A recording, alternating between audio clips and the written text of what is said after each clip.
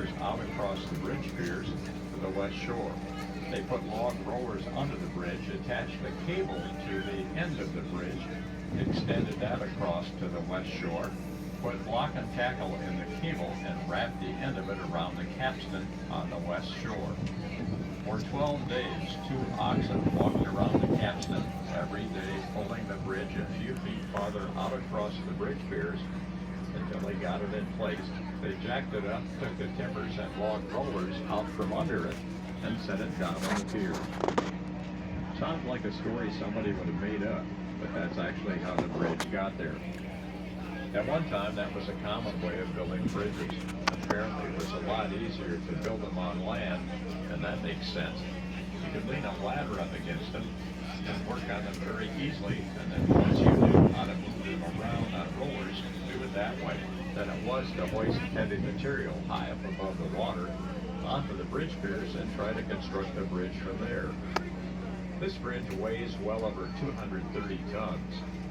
The 2 oxen were able to pull the bridge because the block and tackle and the cable amplified the pulling power of each of the oxen from 1 to 180. So even though there were only 2 oxen walking around the capstan, theoretically there were 360 pulling the bridge out across the bridge piers. One of the major structural components of the bridge is the lattice truss. You can see that from either side. The lattice truss weighs over 20 tons and is made of Douglas fir.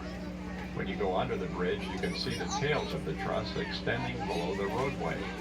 You can see they're held together with very large dowels. Those are called trunnels or tree nails. They are 2 inches in diameter and over 2 feet long.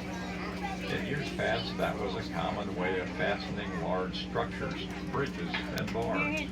The entire bridge is fastened that way.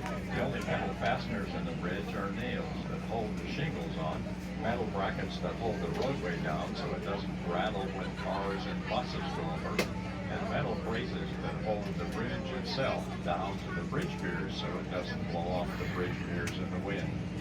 The name of the bridge is Holzbrücke, which means wooden bridge.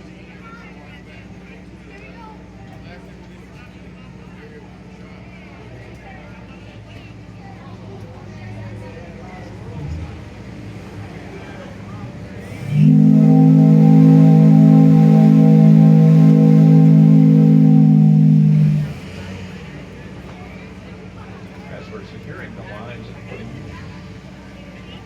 on the left side of the boat, the sidewalks and docks you see were part of the construction of River Place in 2001. The limestone there came from the Niagara Escarpment in Ontario, Canada. It's the same limestone formation Niagara Falls goes over. 2.5 million pounds of that stone was brought into Frankenmuth to build a retaining wall so the docks and sidewalks could be built, and also the waterfall up ahead of us.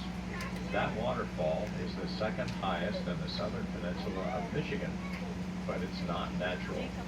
When you get off the boat, you can see an aluminum hatch in the dock, and beneath that are 2 large pumps that pump water out of the Cass River up to the top of the rocks, and it falls back down as a waterfall.